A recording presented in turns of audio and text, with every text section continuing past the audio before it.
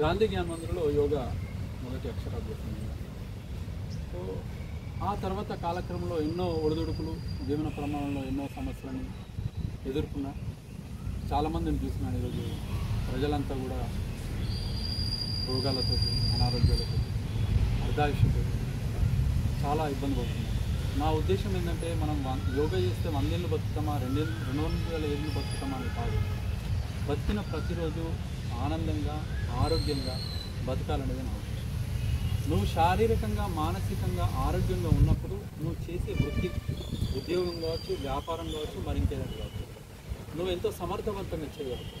మన శరీరం సహకరించినప్పుడు, మన మనస్సు ఆలోచన విధానాన్ని కోల్పోయినప్పుడు, సమర్థవంతంగా లేనప్పుడు నీ పని కూడా, నీ వృత్తి కూడా బలహీనంగా ఉంటుంది, ముందుకు రాదు. ఈరోజు మనం చూస్తే మెడికల్ షాపులు పెరుగుతూ ఉన్నాయి, వైన్స్ పెరుగుతూ ఉన్నాయి, హాస్పిటల్స్ పెరుగుతూ ఉన్నాయి. మనకి ఏ చిన్న ఆరోగ్య సమస్య వచ్చినా కానీ మనం హాస్పిటల్లో చూస్తున్నాం. కానీ మన భారతీయ సంస్కృతి యోగాని అపూర్వమైనటువంటి జ్ఞానాన్ని, వెలకట్టలేని జ్ఞానాన్ని ఇచ్చింది. ఋషులు ఎంతో సంపదను ప్రసాదించారు. మన ఆరోగ్యం కోసం వాళ్ళు ఎన్నో విషయాలని మనకు అందించారు. 84 లక్షల ఆసనాలు. ఈరోజు పరమేశ్వరుడు సాక్షాత్తు శంకరుడు ఆదియోగి. ఆయన సప్తర్షులకు మొట్టమొదటి గురువు, యోగ విద్య. ఆ తర్వాత కాలంలో మత్స్యేంద్ర స్వామివారు కావచ్చు, మరీచుడు కావచ్చు, గోరక్షనాథుడు కావచ్చు, వీళ్ళందరూ ఈ యోగ విద్యను కాపాడుకుంటూ మానవాళికి అందించారు.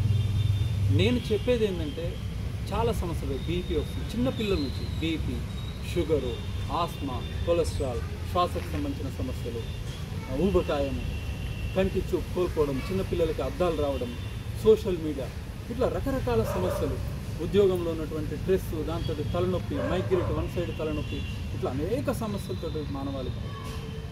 నేనేమంటున్నా, 24 గంటలు మీకు దేవుడు, 1 గంట సేపు మీకోసం ఒక గంట సేపు యోగా, ఏదైనా వ్యాయామం, aerobics, walking, jogging, swimming, skipping, cycling, ఇలాంటి ఏదైనా వ్యాయామం బాగుంటుంది.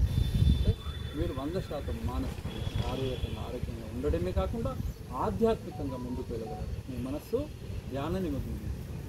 ఇట్లాంటి అనేక ప్రయోజనాలు ఉన్నాయి. యోగా ప్రతి ఒక్కరు కూడా చేయాలనేది నా యొక్క కోరిక. మేము ఇప్పుడు ప్రస్తుతానికి అమ్మాయిగూడలో రెగ్యులర్ క్లాసెస్ నడుస్తున్నాయి. ఎవరైనా ఇంట్రెస్ట్ ఉన్న వాళ్ళు మార్నింగ్ 6 to 7:30 పద్మశాల టౌన్షిప్లో వచ్చి జాయిన్ కావచ్చు.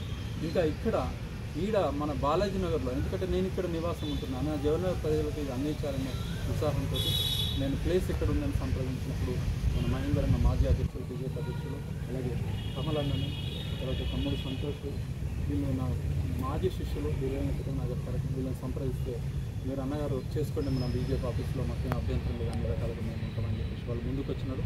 అందుకని చెప్పి ఇక్కడ 5 రోజులు సెషన్ పెట్టినాం. ఈ అవకాశం కల్పించిన వాళ్ళందరూ కూడా, పేరు పెట్టిన వాళ్ళందరూ కూడా ధన్యవాదాలు తెలియజేస్తున్నాం. ఆ తర్వాత మన మేయర్గా, కొత్తగా మేయర్ అయినప్పటికీ